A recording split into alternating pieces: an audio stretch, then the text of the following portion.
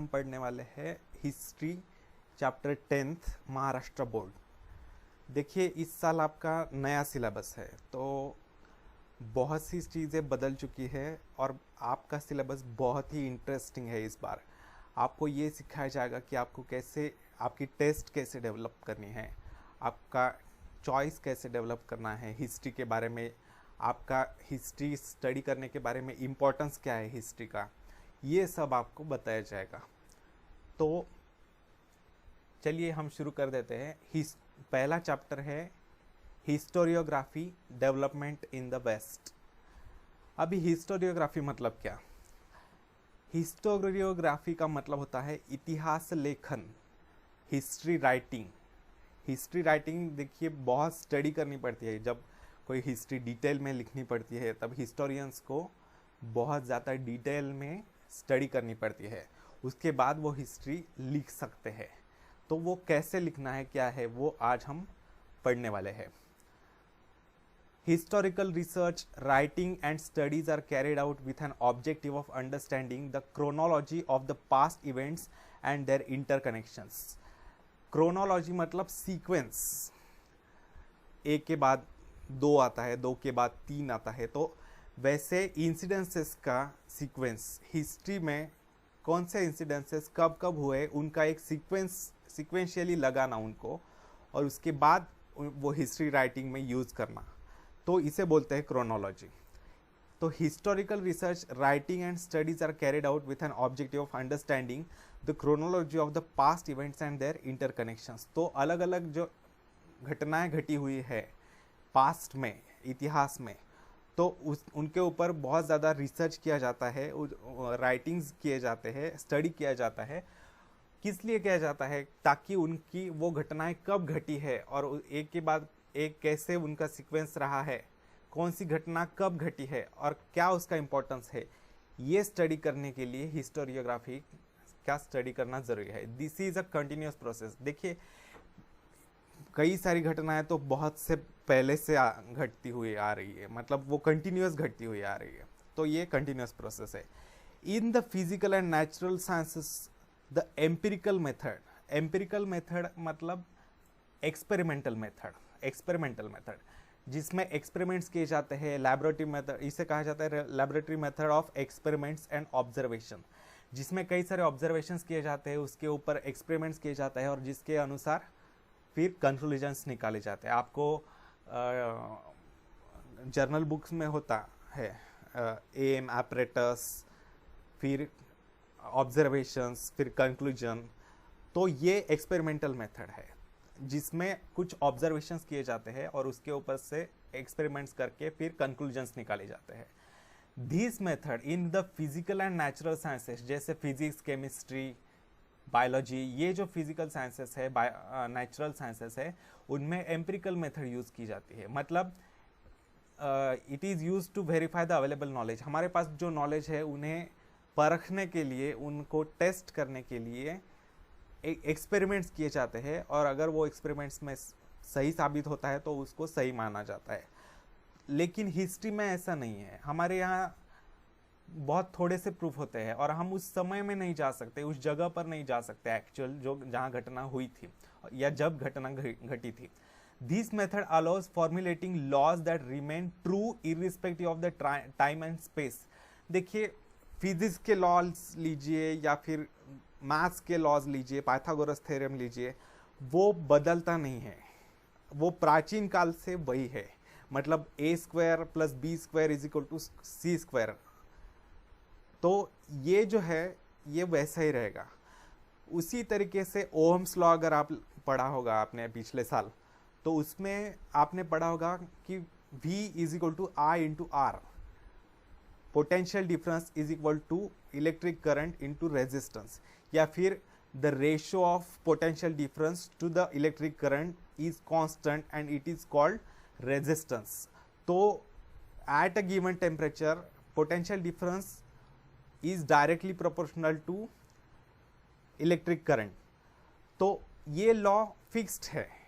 जब भी आप किसी चीज़ में से, कंडक्टर में से पास करेंगे इलेक्ट्रिक करंट, तो वो डायरेक्टली प्रोपोर्शनल होगा पोटेंशियल डिफरेंस के साथ।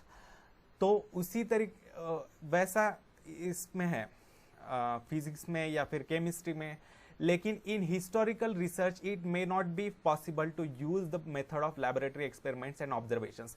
लेकिन ये हिस्टोरिकल रिसर्च में ये पॉसिबल नहीं है। क्यों पॉसिबल नहीं है? This is so because we are not present in the historical time and space and the historical events can not be recreated. क्योंकि जब घटना घटी है उस समय में हम वापस नहीं जा सकते। अभी तक तो टाइम मशीन का इन्वेंशन नहीं हुआ है, तो इस कारण अभी तक हम नहीं जा सकते उस घटना जिस समय में घटी थी उस समय में नहीं जा सकते, या फिर उस जगह पर तो जा सकते हैं लेकिन अभी उस जगह पे कुछ नहीं हुआ होगा, इसलिए हम उस जगह पर उस समय पे नहीं जा सकते जब वो घटना घटी थी। इसलिए हमें कुछ दूसरी मेथड्स यूज करनी पड़ती है। Also in history it is not possible to formulate laws that remain true irrespective of the time and space. देखिए इसमें कोई फिक्स लॉज हम बना नहीं सकते। फॉर्मुलेट मतलब बनाना, फॉर्मूला बनाते हैं ना, उसे कहते हैं फॉर्मुलेट करना, कंपोज करना। तो ये ऐसे फिक्स लॉज बनाना हिस्ट्री में पॉसिबल नहीं है। इसलिए हमें क्या करना चाहिए? To begin we need an expert who knows the language and script of a historical document in order to read it and understand its meaning। देखिए अगर हमें कोई हिस्टोरिकल घटना के बारे में पता करना है, इंसिडेंट्स के बारे में पता करना है, तो उस समय क्या हमारे पास कुछ प्रूफ्स होंगे, कुछ डॉक्यूमेंट्स वगैरह होंगे, तो उसमें जो लैंग्वेज है तो उसका नॉलेज होना चाहिए एक्सपर्ट्स को, हिस्टोरियंस को उसका नॉलेज होना चाहिए। किसी दूसरी भाषा में है, पुरातन भाषा में है, तो उस भाषा का नॉलेज होना चाहिए, उस स्क्रिप्ट का नॉलेज होना चाहिए। फॉर एग्जांपल हमारे मेडिवियल मराठी जो शिवाजी महाराज के ज़माने के जो डॉक्यूमेंट्स है वो सारे पुरातन मराठी में है, प्राकृत जिसे कहते हैं, और उसकी स्क्रिप्ट जो है वो मोडी स्क्रिप्ट है, मोडी स्क्रिप्ट, तो वो अलग स्क्रिप्ट है। तो वो पढ़ने वाले एक्सपर्ट्स की ज़रूरत होती है, या फिर वो लैंग्वेज जिन्हें आती है उनकी ज़रूरत होती है। इसलिए किसी भी डॉक्यूमेंट को रीड करने के लिए उस समय के भाषा के और स्क्रिप्ट के जानकारों की जरूरत होती है। Also the experts can examine the authenticity of the document by using criteria such as lettering style, author style of writing, manufacturing date and type of paper. देखिए ऑथेंटिसिटी का मतलब है भरोसेमंद। भरोसेमंद, कितना भरोसेमंद है वो डॉक्यूमेंट। कई सारे डॉक्यूमेंट्स नकली भी हो सकते हैं, उनका कोई भरोसा नहीं हो सकता। तो वो कितना असल है, कितना असली है वो डॉक्यूमेंट, वो भी हमें एग्जामिन करना पड़ता है। फिर उसके बाद उसकी लेटरिंग स्टाइल कैसी है, मतलब लेटरिंग स्टाइल से हम उसका जो ऑथर है, किसने लिखा था, वो पहचान सकते हैं। ऑथर स्टाइल ऑफ राइटिंग यही बताया गया है। मैन्युफैक्चरिंग डेट, कब का है, उसके ऊपर या नीचे डॉक्यूमेंट्स पर कुछ तारीख होगी, डेट होगी, या और टाइप ऑफ पेपर। देखिए टाइप्स ऑफ पेपर्स भी बदलते गए हैं हिस्टोरिकली। बहुत पहले कॉपर प्लेट्स पर टाइपिंग की जाती थी, उससे भी पहले क्ले टैबलेट्स पर लिखा जाता था, स्टैम्प्स दिए जाते थे। फिर उसके बाद पपायरस के पेजेस आए, फिर उसके बाद आज के जैसे पेजेस है वैसे आए। तो स्टैम्प्स ऑफ अथॉरिटी की मतलब सील्स होते हैं, राजमुद्रा जिसे कहते हैं। हमारे कॉइन्स पर जैसे अशोक चिन्ह होता है ना, वैसे उस समय के राजाओं के स्टैम्प्स होते हैं, राजमुद्राएं होती है, रॉयल सील जिन्हें कहा जाता है। Such a document is further scrutinized by a historian with the help of relevant historical references. Scrutinize मतलब क्लासिफाई करना, उसे कौन सा असली है, कौन सा नकली है, जो नकली है वो निकाल देना और जो असली है वो रख लेना, उसे कहते हैं स्क्रूटिनाइजेशन। तो हिस्टोरियन का ये सब काम है कि कौन से डॉक्यूमेंट्स असली है, कौन से भरोसेमंद है और कौन से रिलेटेड है। रिलीवेंट मतलब इससे रिलेटेड, तो वो सब क्लासिफाई करना और हमारे पास रखना। अभी देखिए यहाँ पर एक टेबल दिया गया है, historical research method, writing of historical narrative. Narrative मतलब कथा, स्टोरी जिसे कहते हैं। तो एक हिस्ट्री राइटिंग मतलब एक स्टोरी लिखने के जैसा ही है, बस उसे फैक्ट्स में बताना पड़ता है। तो वो लिखने के लिए क्या क्या चीज़ों की ज़रूरत है? पहली चीज़ है examining relevant references to the available historical information. तो हमारे पास जो भी इंफॉर्मेशन है उसको एग्जामिन करना, जो भी रेफरेंसेस है उनको एग्जामिन करना। Collecting historical information highlighting the processes that lead to historical transitions. Transitions मतलब बदलाव, धीरे धीरे एक राजा के मरने के बाद दूसरे राजा का जमाना आता है, तो इसे बोलते हैं ट्रांजिशन। या फिर एक घराने का राज खत्म होता है और वहां पर दूसरे घराने का राज शुरू होता है, उसे फॉर एग्जांपल हमारे देश में 15 अगस्त 1947 को एक ट्रांजिशन हुआ। पहले ब्रिटिश की पावर थी और बाद में हमारा स्वराज्य आ गया, तो इसे बोलते हैं transition from dependence to independence. तो इसे बदलाव, हिस्ट्री में जो बदलाव होते हैं उसे कहते हैं ट्रांजिशंस। तो कैरिंग आउट कंपैरेटिव एनालिसिस करके, स्टडी करके जो हिस्टोरिकल इंफॉर्मेशन है उन्हें कलेक्ट करवाना और उनकी स्टडी करवाना। फिर तीसरी है understanding the references regarding the time and space of the given historical events and also various conceptual frameworks used in the historical research method. अलग अलग रेफरेंसेस जो है, जो भी सबूत है हमारे पास, जो भी एविडेंसेस है उस जमाने के, या कॉइन्स ले लीजिए या फिर डॉक्यूमेंट्स ले लीजिए, उस समय की क्लोथिंग या फिर उस समय के तलवार शस्त्र जो भी है, तो उस समय से वो सब हम कलेक्ट करके उसके बारे में स्टडी कर सकते हैं और उन्हें अंडरस्टैंड कर सकते हैं। Formulating relevant questions in view of the historical references. जो भी हमारे सामने एविडेंसेस है उसके उन्हें सामने रखकर जो रिलेटेड क्वेश्चंस है वो खड़े करना कि अगर ये कॉइन थे उस समय तो किसका राज हुआ होगा, उस पर सील होता है, उस पर लिखा हुआ होता है कि इनका ये कॉइन इनके राजा का है, ये राजा का है। तो उससे ऐसे क्वेश्चंस रेज करना और उनसे स्टोरी बनाना। फॉर्मुलेटिंग हाइपोथेसिस मतलब इमेजिनरी थिंग्स। तो चीज़ें इमेजिन करनी पड़ती है, उस समय ऐसी घटनाएं घटी हुए होंगी, उस समय वैसी घटनाएं घटी होंगी, तो उसे बोलते हैं फॉर्मुलेटिंग हाइपोथेसिस बनाने, कंपोजिंग हाइपोथेसिस। उसके बाद है critically examining of various sources of history. जो भी हमारे पास सोर्सेस है अलग अलग, उनके बारे में एग्जामिन करना और स्टडी करना अलग अलग सोर्सेस के बारे में।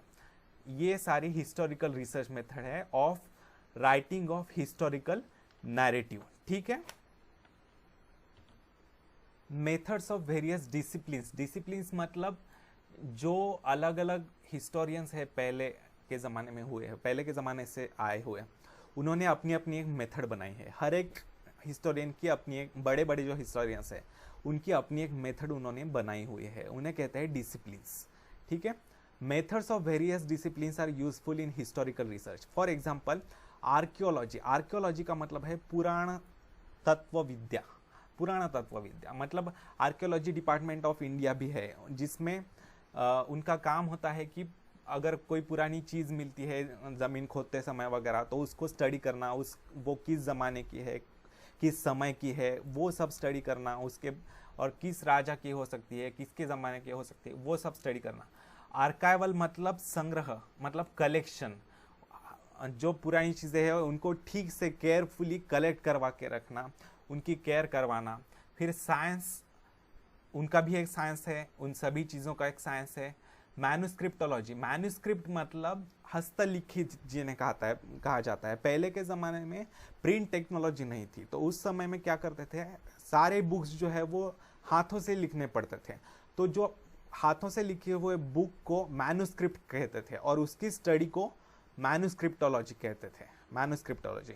एपिग्राफी मतलब स्टडी ऑफ इंस्क्रिप्शंस, जो अलग अलग स्टाइल के प्रिंट्स है या फिर लिखे हुए स्क्रिप्ट्स है, उनकी स्टडी के बारे में कहा जाता है एपिग्राफी। तो एनालिसिस ऑफ लेटरिंग स्टाइल मतलब ये लेटर्स किस स्टाइल में लिखे गए हैं, जैसे कि इंग्लिश में भी अलग अलग स्टाइल्स है, बोल्ड स्टाइल है, इटैलिक स्टाइल है। अगर आप कंप्यूटर में टाइप करते हुए होंगे तो उसमें आपको पता चलेगा बोल्ड स्टाइल, इटैलिक स्टाइल। तो अलग अलग स्टाइल्स अपने अपने, उस समय बहुत कम लोग थे जो ये लिखते वगैरह थे, तो उनकी अपनी अपनी एक स्टाइल हुआ करती थी, उनसे पता कर सकते थे कि ये किस ज़माने का डॉक्यूमेंट है। लिंग्विस्टिक्स मतलब लैंग्वेजेस की स्टडी। पहले के ज़माने में अलग लैंग्वेजेस हुआ करती थी, तो उस ज़माने की लैंग्वेज का, उस लैंग्वेज का नॉलेज होना और उसके बारे में स्टडी करना, उसे बोलते हैं लिंग्विस्टिक्स। न्यूमिस्मैटिक्स मतलब स्टडी ऑफ कॉइन्स, जो एंशियंट काल से, पुराने काल ज़माने से जो कॉइन्स आ रहे हैं उनके बारे में स्टडी करके उनका काल कौन सा है और वो किस राजा के, किस सरकार के ज़माने के हैं, उनके बारे में स्टडी करना, उसे कहते हैं न्यूमिस्मैटिक्स। जीनियोलॉजी मतलब स्टडी ऑफ लीनिएज।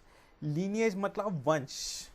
वंश मतलब देखिए राजा, मतलब पुराने ज़माने में राजघराने थे।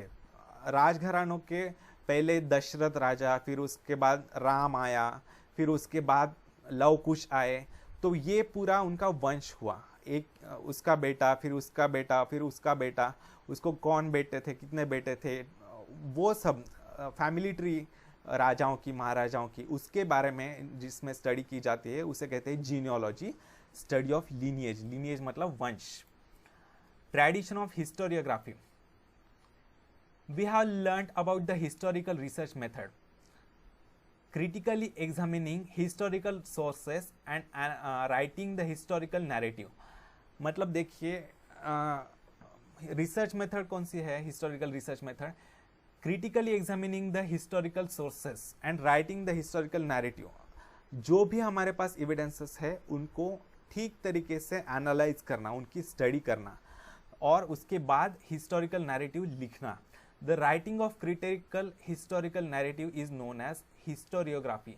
ये डेफिनेशन है हिस्टोरियोग्राफी की। The writing of critical historical narrative is known as historiography. Historiography मतलब इतिहास लेखन, writing of history, studious writing of history. A scholar who writes such a narrative is a historian. जो इंसान ये सारी स्टडी करके हिस्ट्री का नैरेटिव लिखता है उसे कहते हैं हिस्टोरियन। ठीक है।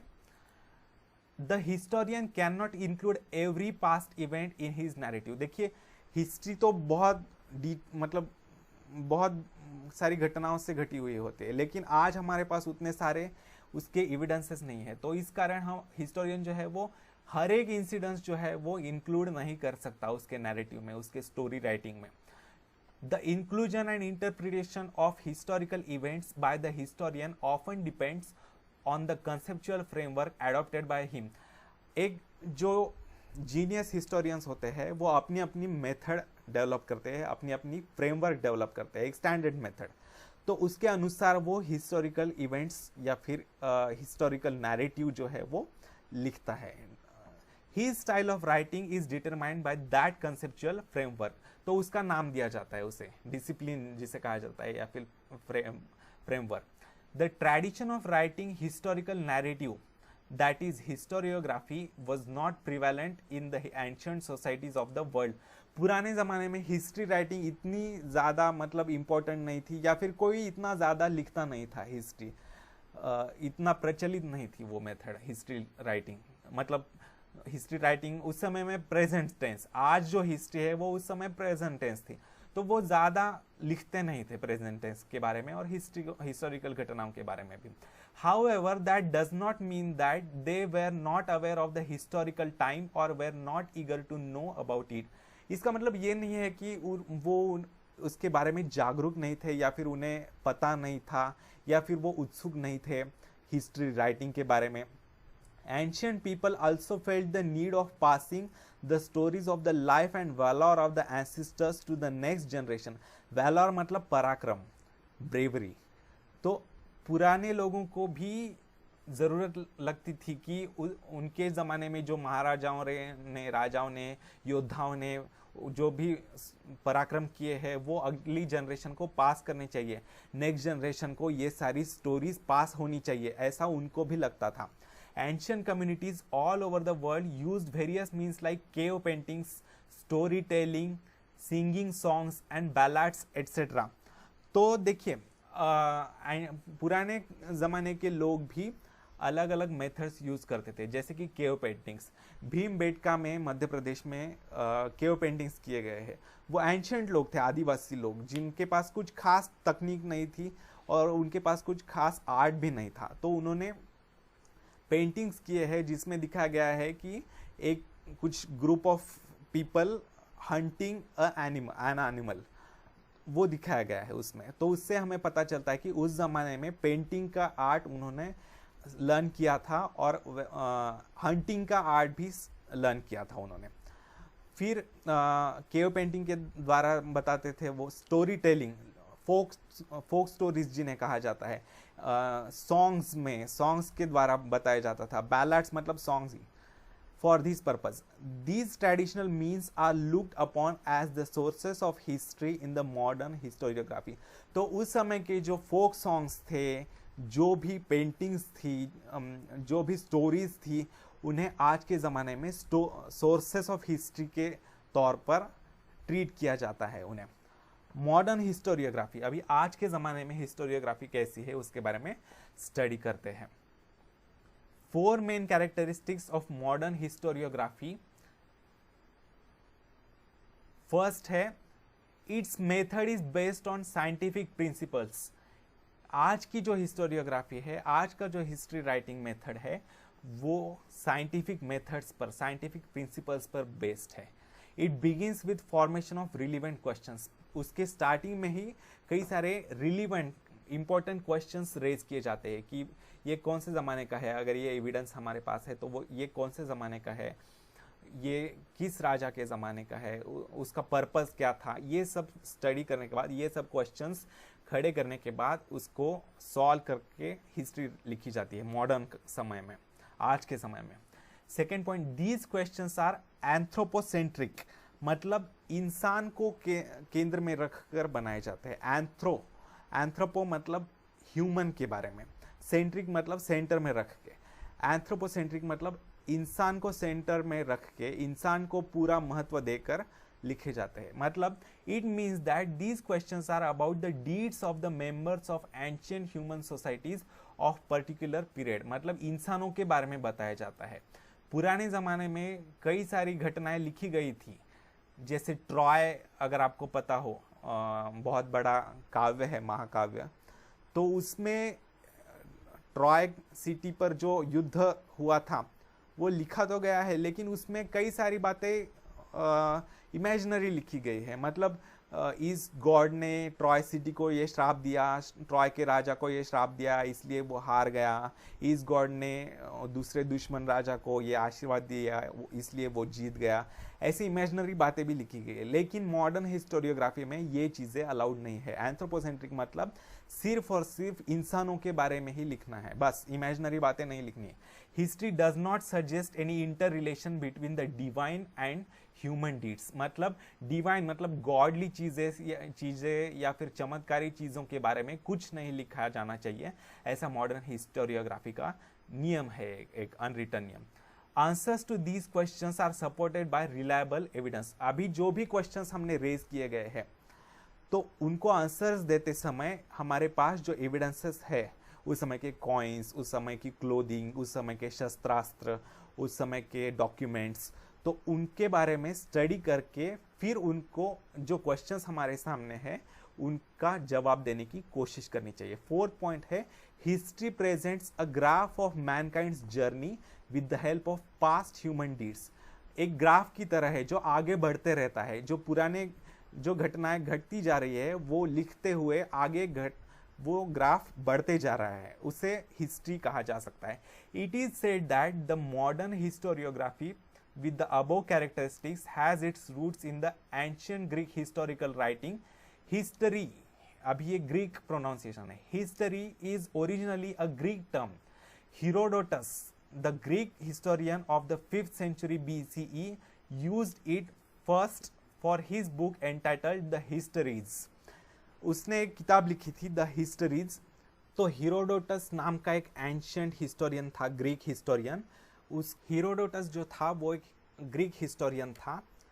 फ्रॉम उस 484 बीसी में उसका जन्म हुआ और 425 बीसी में उसका मृत्यु हुआ। तो उसने हिस्टरीज नाम की किताब लिखी थी।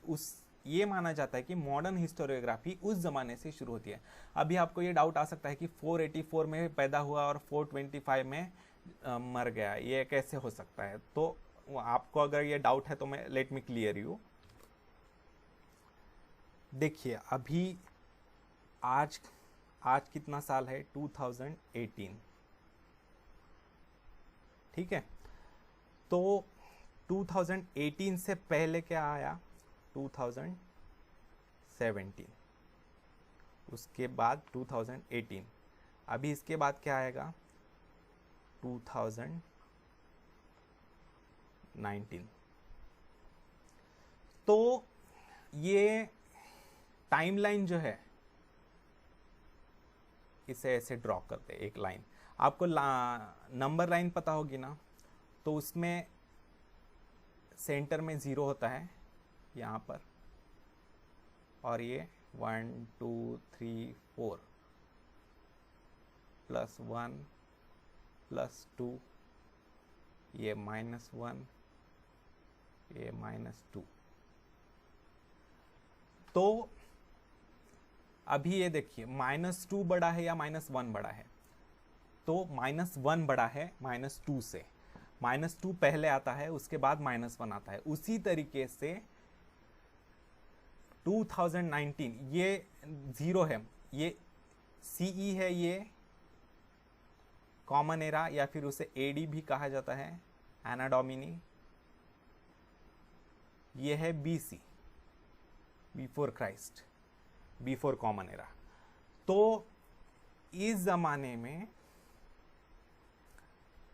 0 1 2 3 4, मतलब 3 पहले आया, 3 BC, उसके बाद 2 BC आया, फिर 1 BC आया, फिर 0, फिर 1 AD, फिर 2 AD, इस तरीके से। इस कारण 484 BC जो है वो पहले आया, फिर उसके बाद 425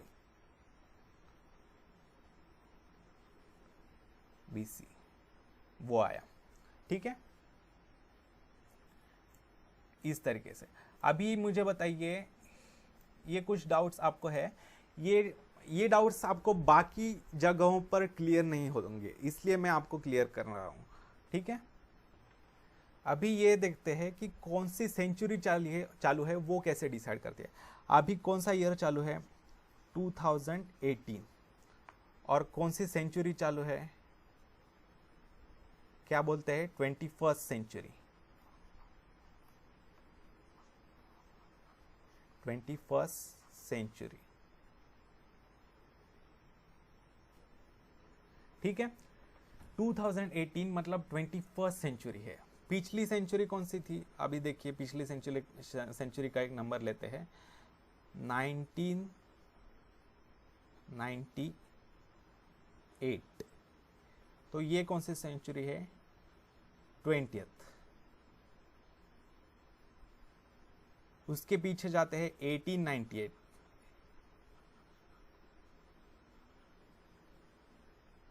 ये है 19th सेंचुरी। तो ये समझ लीजिए, ये जो है यहां पर जो नंबर होता है उसका 1 प्लस करना, +1,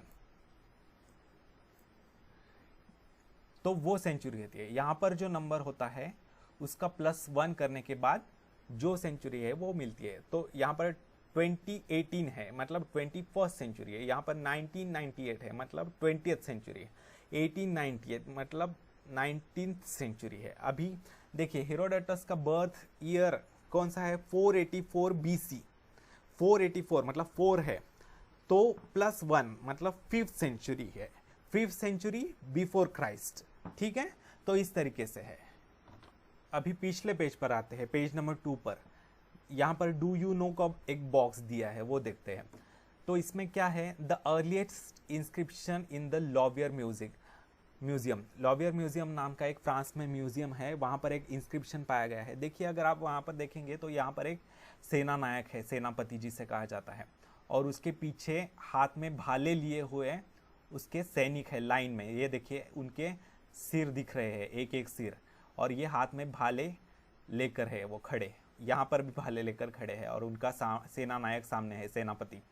तो इसके बारे में हमें क्या पता चलता है? The above picture shows a fragment of the earliest inscription, a forward marching file of soldiers holding shields and spears. देखिए, हाथ में ढाल भी पकड़े हुए हैं वो, और भाले भी पकड़े हुए हैं। शील्ड्स मतलब ढाल और स्पीयर्स मतलब भाले। Is seen here, the general is in the front, सामने आर्मी का जनरल है मतलब सेनापति। The tradition of recording historical event can be traced back to Sumer civilization in the Mesopotamia. Sumer civilisation, Mesopotamia मतलब Iraq, Saudi Arab, जो Middle East का desert का area है ना, उस एरिया को मेसोपोटामिया कहते हैं। और सुमेर सिविलाइजेशन इराक ईरान के पास ही आता है। उस सिविलाइजेशन को प्राचीन ज़माने में, मतलब हमारे यहाँ जब हड़प्पा मोहनजोदारो था तो उस समय वहाँ पर सुमेर सिविलाइजेशन था, सुमेरियंस। तो उस सिविलाइजेशन का, उस संस्कृति का ये इंस्क्रिप्शन है। Names of Sumerian kings and stories of battles fought by them have been preserved in the various inscriptions. कई सारे इंस्क्रिप्शंस में ऐसे उनके नाम लिखे गए हैं और बैटल्स के बारे में पिक्चर्स लिखे, ड्रॉ किए गए हैं। The earliest inscription shown about dates back to 4500 BCE। 4500 BCE मतलब कितने साल पहले का है ये?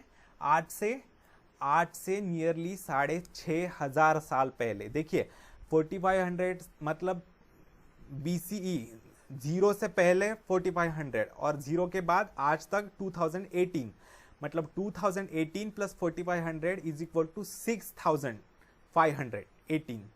तो ये 6500 साल पुराना एक इंस्क्रिप्शन है ये। It records a battle fought between two kingdoms. It is now displayed at the Louvre Museum in France. France में वो म्यूजियम में रखा गया है, एक लॉवियर म्यूजियम नाम के। ठीक है, तो आज यहाँ पर हम रुकते हैं। अगर आपको ये अच्छा लगे, इस वीडियो को लाइक कीजिए, शेयर कीजिए अपने दोस्तों के साथ, और फिर इस चैनल को सब्सक्राइब भी कीजिए। ठीक है दोस्तों, थैंक यू।